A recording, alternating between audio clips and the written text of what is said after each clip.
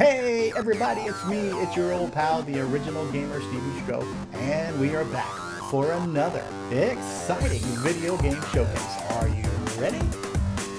Let's do it! Hey, what's up everybody? We are back for another exciting game for the Radio Shack TRS-80 color computer, also known as the Coco. Today we are playing Cuber, which was a clone of Bert. It's asking me for the difficulty. Interesting color choices here. Now the whole object of Bert, and this one does actually show the pyramid properly. You see here what my target color is. My target color is to turn the tops of the cubes black, and so far this is working. The controls are actually fairly good. So Bert was a game that was kind of three-dimensional. It was a pyramid made of cubes. You bounced this little snorkel-nosed dude around, and your mission was to change the tops of the cubes to match the color that was listed as the target color. Now, there are various things you had to avoid. There's a mean snake that chases you. There are bouncing objects that fall down the pyramid. Like there, the snake just hatched.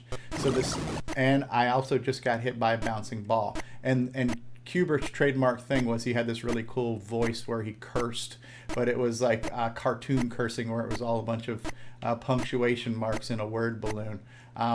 So another cool feature were these elevators. You could jump on an elevator and kind of launch yourself back to the top. That was close. I actually landed on the cube where the snake was.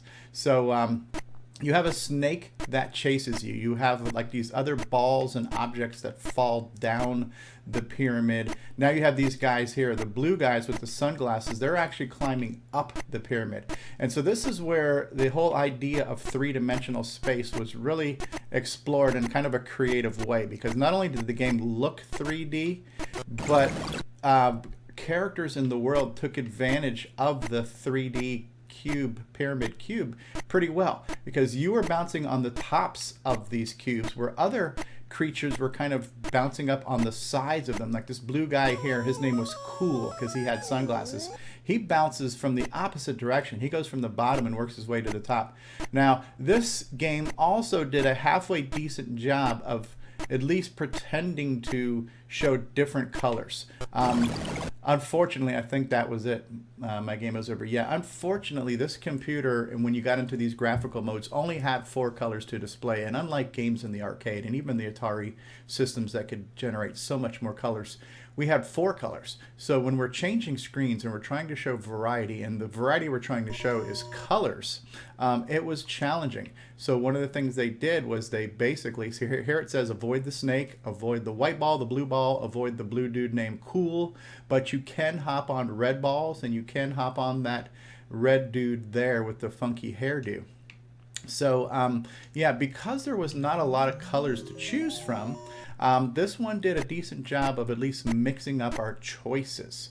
So right now our target is going from red to dark red, and how it created dark red was basically a simple checkerboard pattern. Just mix up red and black pixels and make the red look darker, just like they did with the blue down here. See, there's the snake. Now another thing you can try to do is to get the snake to fall off of the oh dude, I knew that was coming. One of the things you can do is try to get the snake to fall off of the pyramid by having him follow you when you jump onto that platform. And then he'll jump right behind you, but he will fall off and through and behind the pyramid, whereas you land safely. Now, I don't know if this thing picked up right where I left off, because it looks like we're doing different colors now. So we started on black and we're going to dark red. So I do like the creative use of trying to implement multiple color patterns to really distinguish the fact that we're changing levels. Yeah, I just killed the snake. So the snake followed me. This one did not animate this one did not animate the snake falling to his death, where some of the games, and definitely in the arcade, you did see the snake jump over, fall off of the pyramid, and actually fall behind the pyramid and off the screen. I am trying my best to avoid this sucker. The control is pretty good. I had reviewed another game called Cuber, and you had to hold the button down every time you wanted to move, and so it was a little bit confusing how you controlled it, and it was also a little bit different layout. It wasn't the pyramid, it was kind of a sideways pyramid. So here's Mr. Cool climbing up. This is an extremely low resolution though, so you almost have to use your imagination to figure out what these characters are. Very, very blocky and pixelated. And I don't know, for some strange reason, I am just hooked on this game. So let's try it one more time. Third time is a charm. So I'm sitting here just running my mouth and playing the game. So he's also showing you what color you need to hit. Okay, so now we need to change black to red. No, we're doing black to dark red. Okay, never mind. So yeah, the resolution on this particular one is extremely low. There were multiple Cubert clones for the color computer. This was one of them. This one is pretty faithful in the design and the look and the feel, and the actual ability to play the game is very true and very close to the arcade version of Cubert. However, the resolution does hurt this game a little bit, I feel. I like it, I'm enjoying it, but yeah, it's kind of on the almost hurting your eyes scale for what these graphics look like. And also, I don't know if you've noticed this or not, but I've changed the format of this video. This is an experiment. I want to see how people like this. I have been doing this showcase series where I play the game and I make it look like the game is inside of a television, just to kind of snake got me. I've been making the game look like it was inside of a television just to kind of recreate the look and feel of how the color computer looked on a TV. However, for this video, I have actually just decided to get away with the TV in lieu of a bigger display of the actual game itself. Now, the games are pretty low resolution, so it's not like I'm bringing out any enhanced detail that you were missing before. So it's not really a better quality picture, but at least it's a little bit bigger picture of the actual game. So I'd be curious to see what people think about that. So I've now played this game 3 times, which is unusual for this showcase series. I typically just kind of play through it, and once I get killed, I end the video, because it's really more about showing the game than seeing how far I can get in the game. But for whatever reason, I just wanted to play it, which means the game did its job. It entertained me, it kept me going, it kept me wanting to play. Well, we're back, and this is the same game with a different color palette. This is Cubert again from Tom Mix Software. However, this one is done in a whole different color scheme, and for whatever reason, I actually think the graphics look a little better because the Cubert dude is more of a peach color, which is the color he was in the arcade. However, it doesn't have a black background. This particular combination of 4 colors did not have black. You're looking at the 4 colors there. You've got like a purple, a green, a peach, and white. Those were the only 4 colors available in this particular screen mode. But it's the same game that I recorded previously that was with the black, white, red, and blue colors, but this one is in a whole different color scheme. So let's play it again quickly. I'm not going to kill myself on this game, but let's just see what the difference looks like. Let's see if this is better or worse. Difficulty 1. Okay, now for some reason, I almost feel like this is worse.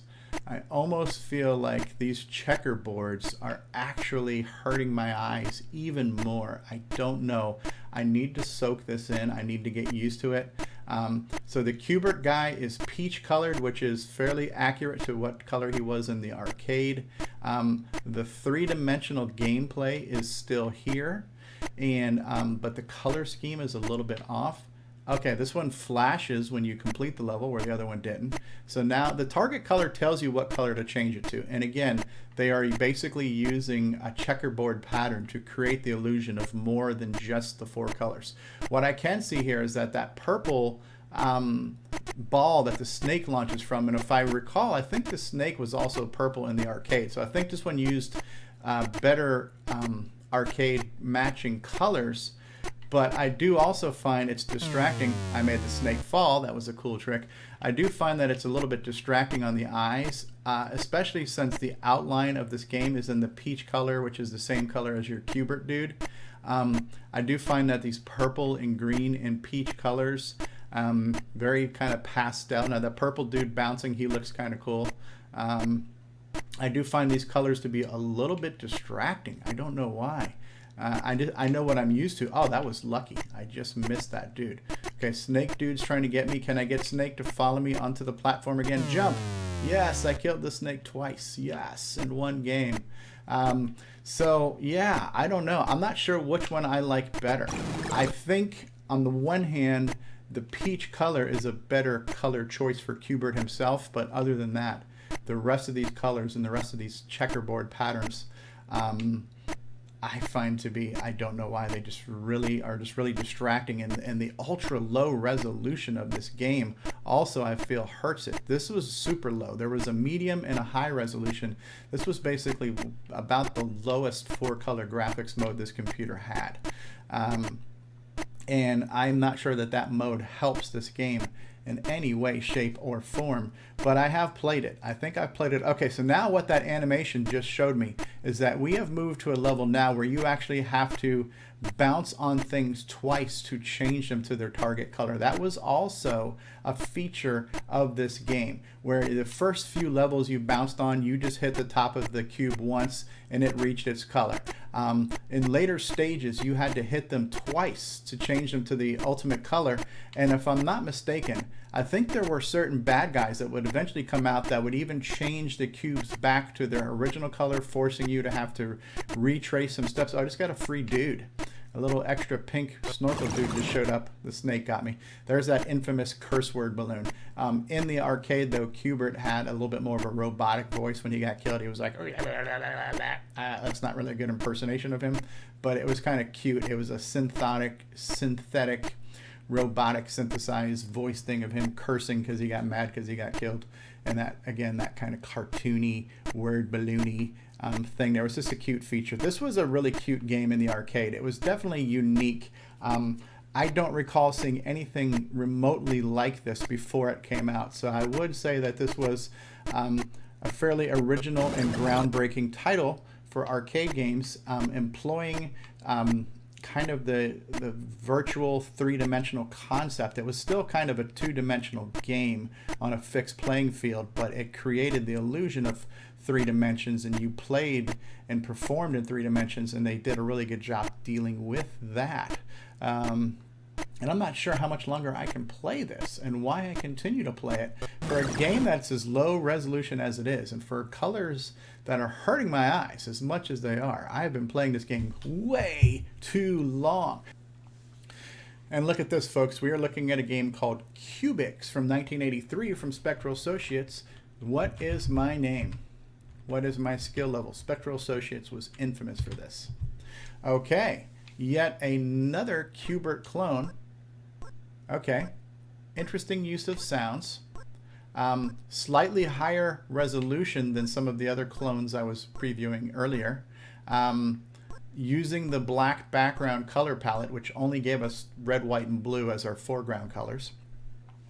Halfway decent sound effects. Okay. They actually animated the platforms you have to stand on, which I believe the arcade thing did as well. This is a clone of Qbert from the arcade. The snake, the animated snake that chases you is here. Qbert is bouncing. I am moving my way around here. Let's see if I can make this. Oh, the snake got me. I should have jumped 1 second sooner. Okay. Now, this one also did something creative by creating a little bit more color variation. It used checkerboard patterns. And this one's actually showing you the before and after in the top left corner here. You can see that it says your original color is dark red, your target color is white. So it's kind of showing you where you need to end up. This one's giving us 3 platforms to jump on, which is pretty good. Let's see if we can make the snake follow. Okay, this one actually did a pretty good job. This one animated Qbert going to the top of the pyramid when he jumped on there, which is what the arcade did. It also did a little bit better job of showing the snake fall over the edge than some of the other previous games I've featured before. Ooh, that was close. What I haven't seen happen yet is what happens when I get killed. Does he curse? Does it show the word balloon? Let me see if I can get the snake to follow me one more time. Okay. Yes, and it made a little bit of noise there. Boo! Noise when the snake fell. It didn't really show the snake falling off the pyramid though, but you know he died. Okay, and so far I'm doing a halfway decent job doing this. Okay, look at these colors, red, white, and blue, and the target color is black. You can't see that because black on black does not show up very well. But here we go. We have a red, white, and blue cube, and we need to change the target color to black. And I have 3 bouncing or spinning discs I can bounce on here, all on the right side of the pyramid. I'm assuming those are kind of just located randomly. Oh, he got me. Okay, so this did not show the cursing. So this particular version did not curse when you got killed. So it's missing that iconic feature of the little word balloon and the exclamation points, the cartoon swearing. But a halfway decent job graphically. Now this is interesting. We are pyramiding in the dark right now, folks. That's kind of cool. You can't see where you are or where you're going. Interesting, very interesting. Let's see if we can clear this one. Luckily, I know what shape a pyramid looks like, roughly. Pyramids are typically kind of triangular in shape, somewhat pyramidic, if I may make up a word on my own. And so far I'm doing pretty good bouncing around in the dark here. Let's see if I can get Mr. Snake Man to jump off the edge. I like that feature right there where the screen flashes and then you see an animated Cubert hovering to the top of the screen. Okay, this one is now a 2 jumper again. So you can see that we're starting off on dark blue. We're going to blue. Now we have some more advanced enemies coming down. That was the snake. The snake didn't hurt me there in that form, in his bouncing ball form. I believe that red ball is one you can get. There are certain ones you can get that are friendly. And I just don't remember what. Okay, that guy actually changed the color back. So that guy with the long legs is one of the guys that would actually change the color of the pyramid back to its original color, forcing you to have to retrace steps and recolorize cubes you had possibly already changed the color on. The snake is getting pretty aggressive on me right now. Yeah, and that guy there, that little wanker, is just messing up my program here. I'm not real happy about that at all. Oh, red ball just got me.